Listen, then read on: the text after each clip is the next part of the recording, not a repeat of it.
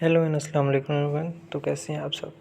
तो आज का जो हमारा टॉपिक है वो है सोशल कॉन्ट्रैक्ट थ्योरी के बारे में कि ये है क्या चीज़। आज इस टॉपिक में हम देखेंगे जी, इसके ओरिजिन देखेंगे, इसका इंट्रोडक्शन देखेंगे, इसका फर्स्ट यूज़ देखेंगे, इसका क्रॉस रेफरेंस देखेंगे, देन इसकी कैरेक्टरिस्टिक्स देखेंगे एंड लास्ट पे इसका क्रिटिसिज्म देखेंगे।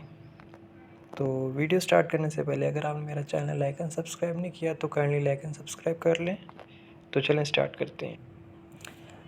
सबसे पहले तो हम देखेंगे कि थ्योरी होती क्या है। तो जैसा कि मैंने लिखा है, a set of principal on which the practice of any activity is based. एक ऐसा सेट प्रिंसिपल्स का जिस पे हर एक एक्टिविटी बेस करती हो। देन देखते हैं introduction. Social contract theory nearly as old as philosophy itself. Social contract theory इतनी पुरानी थ्योरी है जितनी कि फिलोसफी है। In the view that person moral or political obligation are dependent upon a contract or agreement among them to form the society in which they live। अच्छा जी, in the view that person moral एक view के हिसाब से इंसान का जो है moral और पॉलिटिकल ऑब्लिगेशन यानी जिम्मेदारी है are dependent upon a contract जो कि कॉन्ट्रैक्ट के ऊपर डिपेंड करती है और agreement among them to form the society in which they live, जिसमें वो रह रहा है। Socrates use something quite like a social contract argument. Socrates ने एक ऐसे ही आर्गूमेंट को पेश किया था सोशल कॉन्ट्रैक्ट के टू एक्सप्लेन टू क्रीटो, जिसमें उसने क्रीटो को एक्सप्लेन किया था why he remains in prison, के वो क्यों जेल में रहा, and accept the death penalty, और उसने क्यों डेथ पेनल्टी को जो है वो एक्सेप्ट किया। The social contract is the concept that human beings have made an agreement with their government। जो सोशल कॉन्ट्रैक्ट है ये एक ऐसा कॉन्सेप्ट है जिसमें ह्यूमन बीइंग जो है एक एग्रीमेंट तय करता है अपनी गवर्नमेंट के साथ, whereby the government and individual have distinct role and responsibilities. जबकि गवर्नमेंट एंड और इंडिविजुअल की अलग-अलग रोल्स और रिस्पॉन्सिबिलिटीज़ होती हैं। ठीक है। The theory is based on the idea that human abundant a natural right that provides them peace, order and protection. ये जो थ्योरी है ये बेस करती है एक ऐसे आइडिया पे जिसके मुताबिक ह्यूमन का जो अबंडेंट राइट है, नेचुरल राइट, उसे प्रोवाइड करता है पीस, ऑर्डर और protection. This is the theory of enlightenment. ये जो थ्योरी है ये इनलाइटमेंट की थ्योरी है and provide basic for democracy, और ये जो है बेसिक प्रोवाइड करती है डेमोक्रेसी की।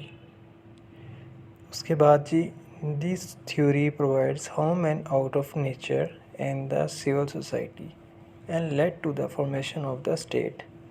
ये थ्योरी जो है ये हमें बताती है कि एक इंसान कैसे स्टेट ऑफ नेचर से बाहर आया और उसने एक सिविल सोसाइटी बनाई और एक स्टेट बनाई। ठीक है। अब नेक्स्ट हम देखते हैं इसका फर्स्ट यूज़ कब हुआ था। इसका फर्स्ट यूज़ हुआ था 1837 में। देन तब क्या था जी, स्टेट ऑफ नेचर क्या थी, तब ये प्री सोशल कंडीशन थी। ठीक है। इसके बाद हम देखते हैं सोशल कॉन्ट्रैक्ट कहते किसे हैं। सोशल कॉन्ट्रैक्ट एक्चुअली कहते हैं an agreement among the members of the society. एक ऐसा एग्रीमेंट जिसमें मेंबर्स ऑफ सोसाइटी जो है वो एग्री कर रहे हो। इसमें सोवरन कौन है, इसमें सोवरन होता है the legitimate head of the state, यानी एक ऐसा हेड जिससे बड़ा कोई हेड नहीं। जैसे कि पाकिस्तान में देखा जाए, इस्लामिक लॉज में देखा जाए तो अल्लाह है, अल्लाह ताला से बड़ा कोई हमें नासिर नहीं किसी का। ठीक है। देन हम इसके क्रॉस रेफरेंस देखते हैं कौन कौन से हैं। Article 4 and article 5। आर्टिकल 4 में बताया गया है right of individual to be dealt in accordance with law, कि जो इंडिविजुअल का राइट है वो उसको रूल ऑफ लॉ के मुताबिक उसको डील किया जाएगा। आर्टिकल 5 में कहा गया है loyalty and obedience with Pakistan and constitution is the duty of every citizen of Pakistan, के लॉयल रहना और ओबीडियंट रहना विद पाकिस्तान, पाकिस्तान के साथ और आइन के साथ, is the duty of every citizen of Pakistan.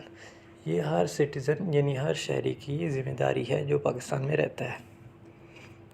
Then हम इसकी करैक्टरिस्टिक्स देखेंगे, वो कौन कौन सी हैं। फ्री एंड इंडिपेंडेंट, यानी सोशल कॉन्ट्रैक्ट थ्योरी में जो पहली करैक्टरिस्टिक है ये है फ्री एंड इंडिपेंडेंट, यानी ये सोसाइटी को फ्री बनाती है और उसके अंदर रहने वाले जो लोग होते हैं वो इंडिपेंडेंटली काम करते हैं। पीस आता है सोसाइटी में, सिक्योरिटी प्रोवाइड करता है ये।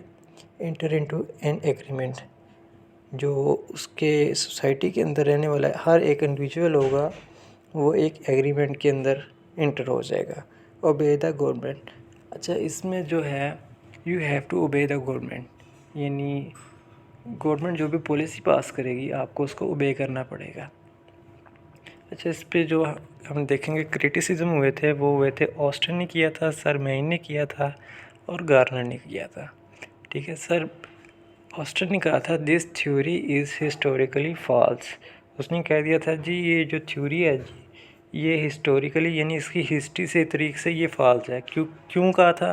As there is no proof of such an original agreement, क्योंकि वो कह रहा था कि जी ऐसा कोई प्रूफ नहीं है हिस्ट्री में कि कोई एग्रीमेंट हुआ भी था। ठीक है, सर माइल ने कहा था observe that the theory as violent anarchism, कि ये थ्योरी है ये वॉयलेंट अनार्चिसिज्म पे बेस करती है। देन गार्डनर ने क्या कहा था?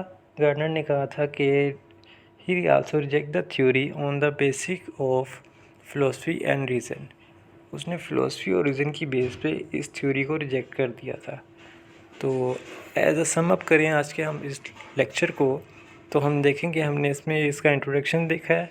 ठीक है, उसके बाद हमने इसका फर्स्ट यूज़ देखा है, तब क्या स्टेट देखा है कि तब क्या हिसाब किताब था एक इंडिविजुअल का। देन हमने देखा है क्रॉस रेफरेंसेस, देन हमने इसके करैक्टरिस्टिक्स देखे हैं, देन इसका हमने क्रिटिसिज्म देखा है। और इसको जो रिप्रेजेंट करने वाले लोग थे वो तीन मेन ऑथर्स थे, वो थे जॉन लॉक, जे वेसो और थॉमस फोर्ब्स। उनके मुताबिक क्या था? उनके मुताबिक ये था कि थ्योरी जो है ना वो जितनी भी सोसाइटी है ना वो सोशल कॉन्ट्रैक्ट थ्योरी पे बेस करती है। इवन दो कि उन्होंने रूल ऑफ लॉ को भी सोशल कॉन्ट्रैक्ट थ्योरी का ही नाम दिया था, जैसा कि मैंने अपने रूल ऑफ लॉ वाले लेक्चर में कहा था। उसका भी मैं लिंक क्लास में डिस्क्रिप्शन में दे दूँगा। अगर किसी भाई को कोई क्वेश्चन या क्वेरी हो तो लास्ट में वो कमेंट कर लें। जज़ाकल्लाह, अल्लाह हाफिज़।